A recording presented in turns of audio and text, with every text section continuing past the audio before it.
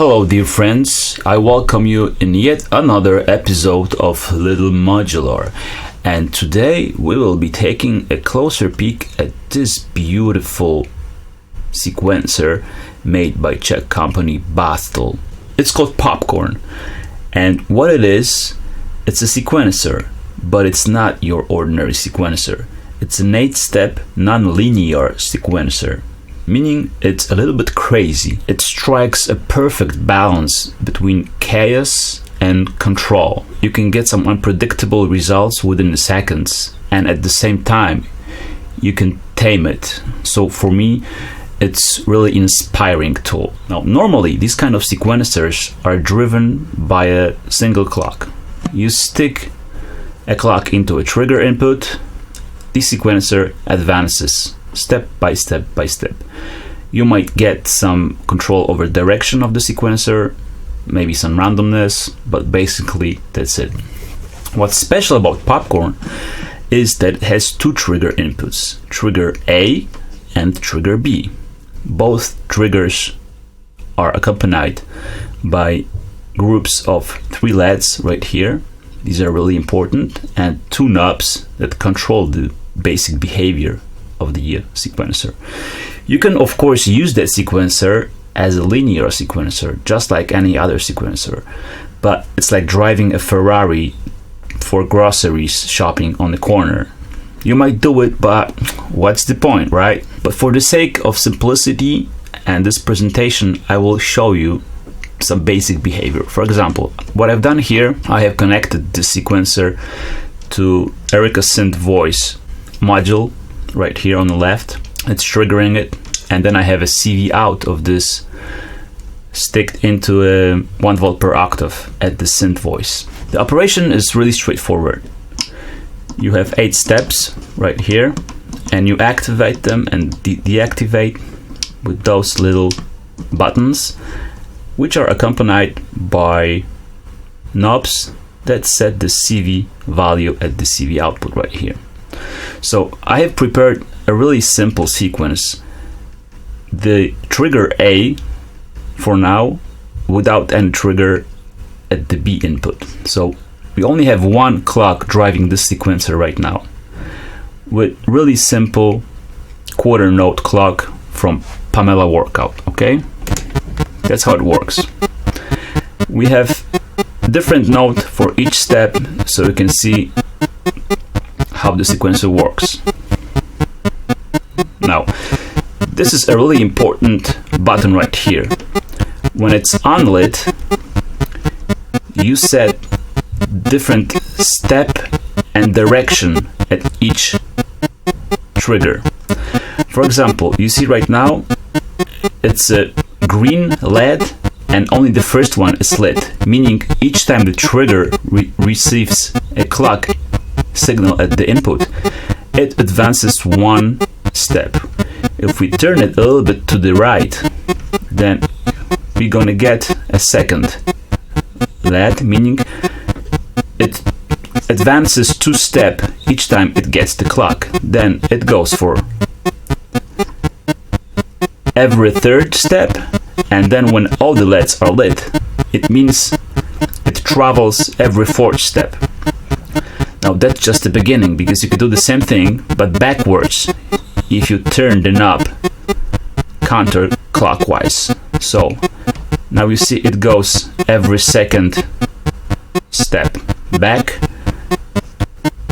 every 3rd back, every 4th, and of course you can do it with just 1. So it just goes backwards, right? Now that's simple. That's what you get with most of sequencers. Basic stuff. Now, what happens if I stick a simple trigger into a B input? This is a trigger from Trigger Riot, and it has every step active. Okay? It's just some different beat division. Now, if I just fiddle a little bit with Trigger Riot and maybe change the clock, see, you get all those different variations. And I'm not even fiddling with the knobs of trigger A and B. Now let's see what happens if, for example, I set 2 steps backwards at trigger A and I change the step amount and direction on trigger B. You can clearly see where this is going, right? Well, dozens of ideas within seconds, as I mentioned before. Now, if you switch the function button here so it's lit, those 2 knobs now have a different purpose. The first one sets the slide amount, you can hear. So it's a portamento, like a portamento amount. Okay, the notes slide. The second knob changes the gate length. Now it's the shortest, a bit longer.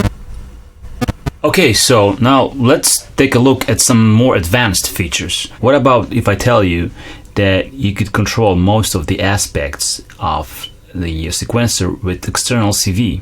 That's the input for it. And now comes the most tricky part about the sequencer, because you can choose the target of the CV. You could, for example, control transpose, or you can control the number of the steps. And the way you do it, you hold this function button again, but you press it and hold it. And then you press number 4, and you see those different combinations of LEDs flashing, right? Now, each of this combination means something else, means a different target. This is beyond the scope of this manual, because even if I tell you, you just forget in a minute. So you have to take a peek in the manual. For now, I will choose target of the CV to be exactly this, which is number of steps in the trigger B. Now let's leave it at that. Some simpler options let you choose, for example, how many octaves will the sequencer span over. So if I press the sequence again, okay, if you press and hold